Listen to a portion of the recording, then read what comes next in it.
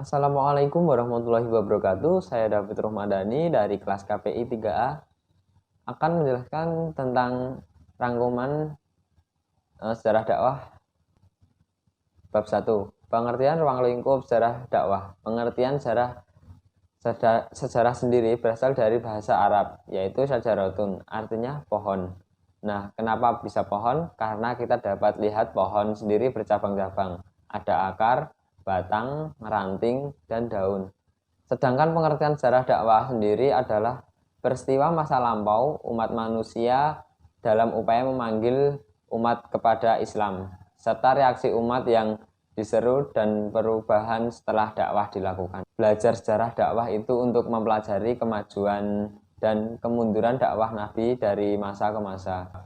Bab 2 yaitu dakwah Nabi dan Rasul sebelum Nabi Muhammad SAW. Dakwah mulai sejak sebelum Nabi Muhammad ada. Kemudian beberapa ciri-ciri dakwah sebelum Nabi Muhammad yaitu yang pertama, mengajak umat mentauhidkan Allah Subhanahu wa taala. Yang kedua, dakwah sebelum Nabi Muhammad SAW bersifat mahaliyah, yakni bersifat kawasan, jadi hanya berdakwah di kawasan itu tertentu dan lokasi terbatas. Yang ketiga, di masa lampau, pola kemenangan bagi orang-orang yang beriman dan sebaliknya bagi orang-orang yang tidak beriman, mereka akan diazab. Nah, yang keempat, diceritakan juga di Al-Quran menggunakan bahasa-bahasa yang variatif, ada yang panjang, ada yang pendek. Yang kelima yaitu Rasul dibantu Allah dengan mukjizat. Terus lanjut bab ketiga, dakwah di masa Nabi Muhammad SAW. Ketika berdakwah dahulu, Nabi Muhammad di Mekah masih penuh dengan kejahiliahan. Nabi Muhammad berdakwah tidak langsung terang-terangan, tapi dengan bersembunyi-sembunyi. Bab keempat, dakwah masa Khulafaur Rasyidin. Jadi setelah Nabi Muhammad SAW wafat, kepemimpinan digantikan oleh Khulafaur Rasyidin. Mereka ditunjuk sebagai musyawarah mufakat secara demokratis, dan di masa kepemimpinan Khulafaur Rasyidin terdapat beberapa kemajuan. Salah satunya memperluas wilayah kekuasaan dan juga mengembangkan pemikiran keislamannya.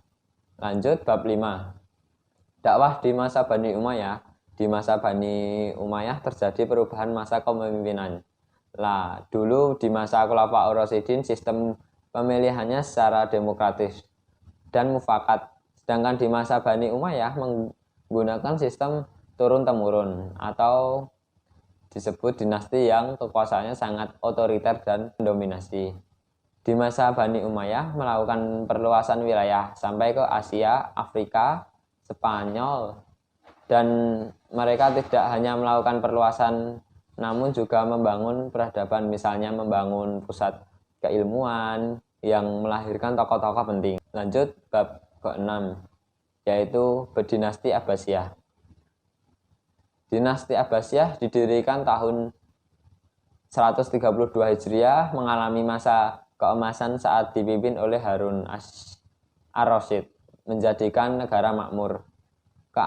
Keamanan terjamin, luas wilayah terbentang, terpusat di Baghdad. Ilmu pengetahuan salah satunya yang terpenting dalam mengelola pemerintahan, tidak hanya pengetahuan agama tetapi juga politik. Lalu lanjut bab 7, dakwah di masa Turki Utsmani.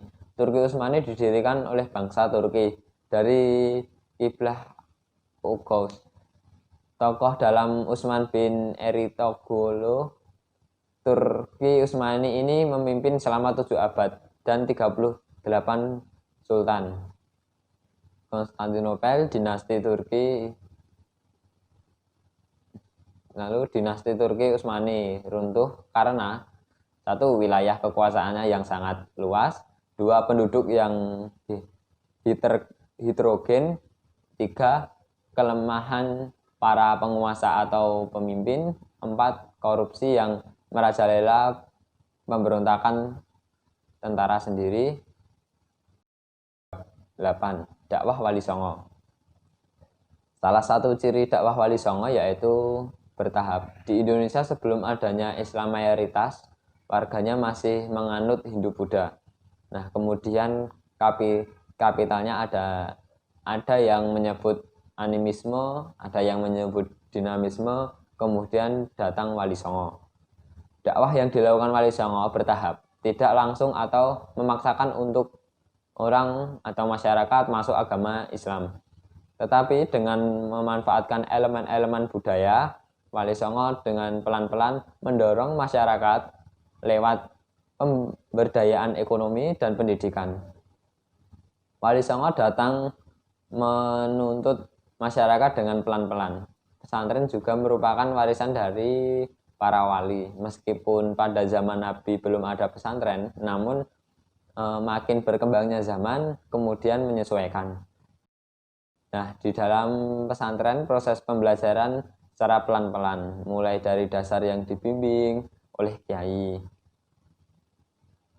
Salah satu dakwah yang dipakai yaitu masuk ke pelataran masjid, kemudian wudhu dan mengucapkan kalimat syahadat.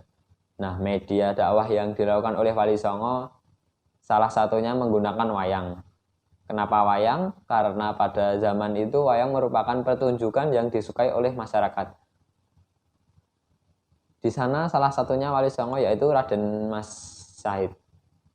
Mempunyai rencana untuk melakukan pertunjukan wayang, akan tetapi isinya pertunjukan tersebut diganti dengan kisah-kisah para nabi dan lain-lain.